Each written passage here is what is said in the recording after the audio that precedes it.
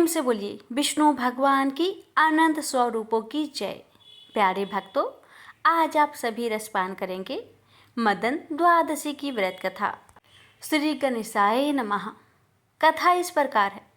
ऋषियों ने पूछा, सूत जी, दैत्यों की जननी दीति के पुत्र 49 मरुत देवताओं को प्रिय कैसे बन गए तथा अपने सौतेले भाई देवताओं के साथ उनकी प्रगाढ़ मैत्री कैसे हो गई।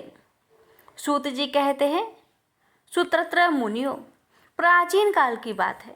देवासुर संग्राम में भगवान विष्णु तथा देवगणों द्वारा अपने पुत्र पौत्रों का संहार हो जाने पर दैत्य माता दीति शोक से विहल हो गई। वह उत्तम भूलोक में जाकर समयंतक पंचक क्षेत्र में सरस्वती की मंगलमयी तट पर अपने पतिदेव महर्षि कश्यप की आराधना में तत्पर रहती हुई घोर तप में निरत हो गई। उस समय उसने ऋषियों के समान फलहार पर निर्भर रहकर कृच्छु, चंद्रायन आदि व्रतों का पालन किया। इस प्रकार बुढ़ापा और शोक से अत्यंत आकुल हुई दीति 100 वर्षों तक उस कठोर तप का अनुष्ठान करती रही। तदंतर उस तपस्या से संतप हुई दीति ने वशिष्ठ आदि महर्षियों से पूछा, ऋषियों, आप लोग मुझे ऐसा व्रत बतलाइए जो पुत्र शोक का विनाशक तथा इहलोक एवं परलोक में सौभाग्य रूपी फल का प्रदाता हो। तब वशिष्ठ आदि ऋषियों ने उसे मदन द्वादशी व्रत का विधान बतलाया, जिसके प्रभाव से वह पुत्र शोक से उन्मत्त हो गई। ऋषियों ने पूछा, सूत जी, जिसका अनुष्ठान करने से दीति को पुनः 49 पुत्रों की प्राप्ति हुई, उस मदन द्वादशी व्रत के विषय में हम लोग भी सुनना चाहते हैं। सूत जी कहते हैं, ऋषियों, पूर्व काल में वशिष्ठ आदि महर्षियों ने दीति की प्रति जिस उत्तम मदन द्वादशी व्रत का वर्णन किया था, उसी को आप लोग मुझसे विस्तार पूर्वक सुनिए। व्रतधारी को चाहिए कि वह चैत्र मास में शुक्ला पक्ष की द्वादशी तिथि को श्वेत चावलों से परिपूर्ण एवं छिद्र रहित एक घट स्थापित करे। उस पर श्वेत चंदन का अनुलेप लगा हो तथा वह श्वेत वस्त्रों के 2 टुकड़ों से आच्छादित हो। उसके निकट विभिन्न प्रकार के ऋतुफल और गन्ने के टुकड़े रखे जाए। वह विविध प्रकार की खाद्य सामग्री से युक्त हो तथा उसमें यथाशक्ति स्वर्ण खंड भी डाला जाए। तत्पश्चात उसके ऊपर गुड़ से भरा हुआ तांबे का पात्र स्थापित करना चाहिए। उसके ऊपर केले के पत्ते पर काम तथा उसके वाम भाग में शक्कर संवित रीति की स्थापना करे। फिर गंध, धूप आदि उपचारों से उनकी पूजा करे और गीत, वाद्य आदि का भी प्रबंध करे। अर्थाभाव के कारण गीत, वाद्य आदि का प्रबंध न हो सकने पर मनुष्य को कामदेव और भगवान विष्णु की कथा का आयोजन करना चाहिए। पुनः कामदेव नामक भगवान विष्णु की अर्चना करते समय उन्हें सुगंधित जल से स्नान कराना चाहिए। श्वेत पुष्प, अक्षत और तिलों द्वारा उन मधुसूदन की विधिवत पूजा करें।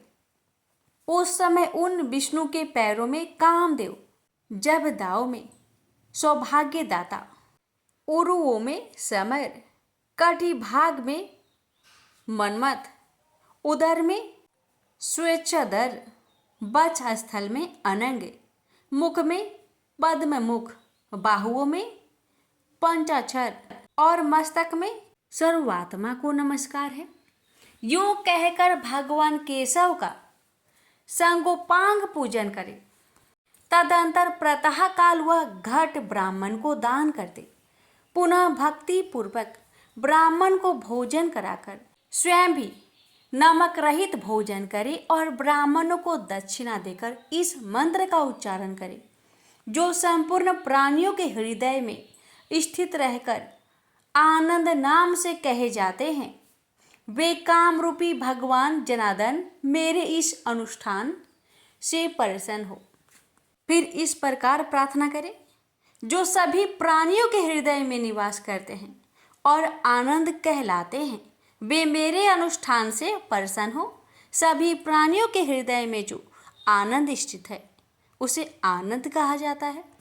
इसी विधि से प्रत्येक मास में मदन द्वादशी व्रत का अनुष्ठान करना चाहिए। व्रती को चाहिए कि वह द्वादशी के दिन एक फल खाकर भूतल पर शयन करे और त्रयोदशी के दिन अविनाशी भगवान विष्णु का पूजन करे। 13वां महीना आने पर घृत, धेनु सहित एवं समस्त सामग्रियों से संपन्न सैया कामदेव की स्वर्ण निर्मित प्रतिमा और श्वेत रंग की दुधारू गौ अनंग कामदेव को समर्पित करे, अर्थात अनंग के उद्देश्य से ब्राह्मणों को दान दे। उस समय शक्ति के अनुसार वस्त्र एवं आभूषण आदि द्वारा सपत्नीक ब्राह्मण की पूजा करके उन्हें सैया और सुगंध आदि प्रदान करते हुए ऐसा कहना चाहिए कि आप प्रसन्न हो। तत्पश्चात उस धर्मज्ञ व्रती को गोदूध से बनी हुई हबी, खीर और श्वेत तिलों से कामदेव के नामों का कीर्तन करते हुए हवन करना चाहिए। पुनः कृपणता छोड़कर ब्राह्मणों को भोजन कराना चाहिए और उन्हें यथाशक्ति गन्ना और पुष्पमाला प्रदान कर संतुष्ट करना चाहिए। जो इस विधि के अनुसार इस मदन द्वादशी व्रत का अनुष्ठान करता है, वह समस्त पापों से मुक्त होकर भगवान विष्णु की सम्मता को प्राप्त होता है तथा इस लोक में श्रेष्ठ पुत्रों को प्राप्त कर सौभाग्य फल का उपभोग करता है। जो समर आनंद आत्मा विष्णु और महेश्वर नाम से कहे गए हैं, उन्हीं अनगज भगवान विष्णु का सुखार्थी को स्मरण करना चाहिए। यह सुनकर दीति ने सारा कार्य यथावत रूप से संपन्न किया, अर्थात मदन द्वादशी व्रत का अनुष्ठान किया।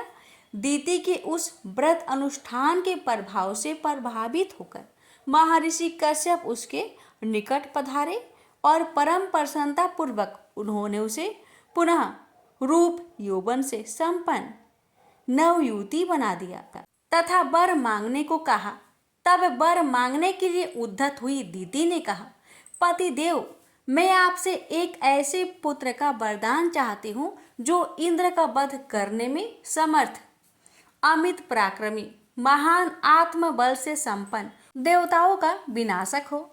यह सुनकर महर्षि कश्यप ने उससे ऐसी बात कही, सुबह मैं तुम्हें अत्यंत ओजस्वी एवं इंद्र का वध करने वाला पुत्र प्रदान करूंगा, किंतु इस विषय में तुम यह काम करो कि आप स्तंभ ऋषि से प्रार्थना करके उनके द्वारा आज ही पुत्रेष्टि यज्ञ का अनुष्ठान कराओ। सुब्रते, यज्ञ की समाप्ति होने पर मैं तुम्हारे उदर में इंद्र रूपी शत्रु के विनाशक पुत्र का गर्भधान करूंगा। तत्पश्चात महर्षि आपस्तंभ ने उस अत्यंत खर्चीले पुत्रेष्टि यज्ञ का अनुष्ठान किया। उस समय उन्होंने इंद्र शत्रु भर्वस्व इंद्र का शत्रु उत्पन्न हो इस मंत्र से विधि पूर्वक अग्नि में आहुति दी।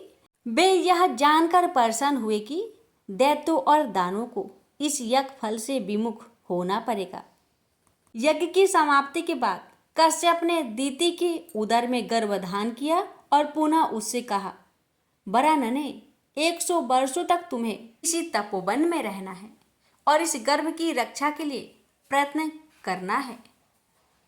वर्णिनी गर्भिणी स्त्री को संध्या काल में भोजन नहीं करना चाहिए। उसे ना तो कभी वृक्ष के मूल पर बैठना चाहिए, न उसके निकट ही जाना चाहिए। वह घर की सामग्री, मूल, ओखली आदि पर ना बैठे, जल में घुसकर स्नान ना करे, सुनसान घर में ना जाए, बीम बट पर ना बैठे, मन को उद्घिन ना रखे, नख से, लुआठी से अथवा राख से पृथ्वी पर रेखा ना खींचे, सदा नींद में आलसाई हुए ना रहे, कठिन परिश्रम का काम ना करे, भूसी, लुआठी, भस्म, हांडी और खोपड़ी पर ना बैठे, लोगों के साथ वाद विवाद ना करे और शरीर को तोड़े मरोड़े नहीं, वह बाल खोल कर ना बैठे, कभी अपवित्र ना रहे, उत्तर दिशा में सिरहाना करके एवं कहीं भी नीचे सिर करके ना सोए, न नंगी होकर, न उद्गिंचित होकर एवं न भीगे चरणों से ही कभी शयन करे, अमंगल सूचक वाणी ना बोले, अधिक जोर से हंसे नहीं, नित्य मांगलिक कार्यों में तत्पर रहकर गुरुजनों की सेवा करे और संपूर्ण औषधि युक्त गुनगुने गर्म जल से स्नान करे। वह अपनी रक्षा का ध्यान रखे, स्वच्छ भेष भूषा से युक्त रहे, वस्तु पूजन में तत्पर रहे, प्रसन्नमुखी होकर सदा पति के हित में संलग्न रहे, तृतीया तिथि को दान करे, पर्व संबंधी व्रत एवं नक्त व्रत का पालन करे। जो गर्भिणी स्त्री विशेष रूप से इन नियमों का पालन करती है, उसका उस गर्भ से जो पुत्र उत्पन्न होता है वह शीलवान एवं दीर्घायु होता है। इन नियमों का पालन न करने पर निसंदेह गर्भपात की आशंका बनी रहती है। प्रिय, इसलिए तुम इन नियमों का पालन करके इस गर्भ की रक्षा का प्रयत्न करो, तुम्हारा कल्याण हो। अब मैं जा रहा हूँ। दीति के द्वारा पति की आज्ञा स्वीकार कर लेने पर महर्षि कश्यप वहीं सभी जीवों को देखते देखते अंतर्ध्यान हो गए। तब दीति महर्षि कश्यप द्वारा बताए गए नियमों का पालन करती हुई समय व्यतीत करने लगी। इस कार्य रूपी सूचना पाने पर इंद्र भयभीत हो उठे और तुरंत देवलोक को छोड़कर दीति के निकट आ पहुंचे। वे दीति की सेवा करने की इच्छा से उसके समीप ही रहने लगे। इंद्र सदा दीति के छिद्रान्वेषण में ही लगे रहे। ऊपर से तो वे विनम्र, प्रशांत और प्रसन्न मुख वाले दिखते थे, परंतु भीतर से वे दीति के कार्यों की कुछ परवाह न करते, सदा अपने ही हित साधन में ददचित रहते थे। इस प्रकार 100 वर्षों की समाप्ति में जब 3 दिन शेष रह गया, तब दीति प्रसन्नता पूर्वक अपने को सफल मनोरथ मानने लगी। उस समय आश्चर्य से युक्त मन वाली दीति नींद के आलस्य से आक्रांत होकर पैरों को बिना धोए बाल खोलकर सिर को नीचे किए कहीं दिन में ही सो गई। तब दीति के उस त्रुटि को पाकर सची के प्राणपति देवराज इंद्र उसके उदर में प्रवेश कर गए और अपने वज्र से उस गर्भ के 7 टुकड़े कर दिए। उन टुकड़ों से सूर्य के समान तेजस्वी 7 शिशु उत्पन्न हो गए और वे रोने लगे। रोते हुए उन 7 शिशुओं को इंद्र मना किया, परंतु जब वे चुप नहीं हुए तब इंद्र ने पुनः उन्हें रोते हुए शिशुओं में प्रत्येक के 7-7 टुकड़े कर दिए।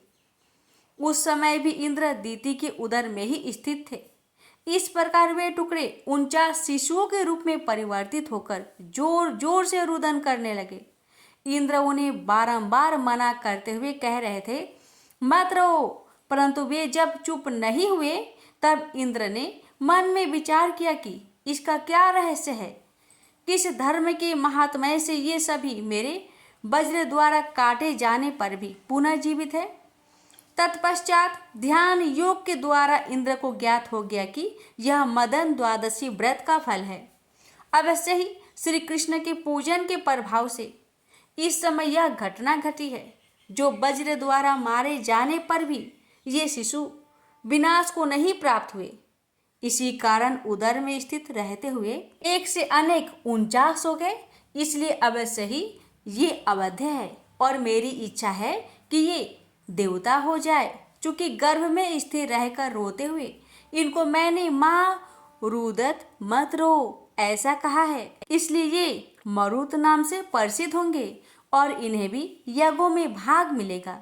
ऐसा कहकर इंद्र दीति की उदर से बाहर निकल आए और दीति को प्रसन्न करके उससे क्षमा याचना करने लगे। देवी, अर्थशास्त्र का आश्रय लेकर मैंने यह दुष्कर्म कर डाला है, मुझे क्षमा करो।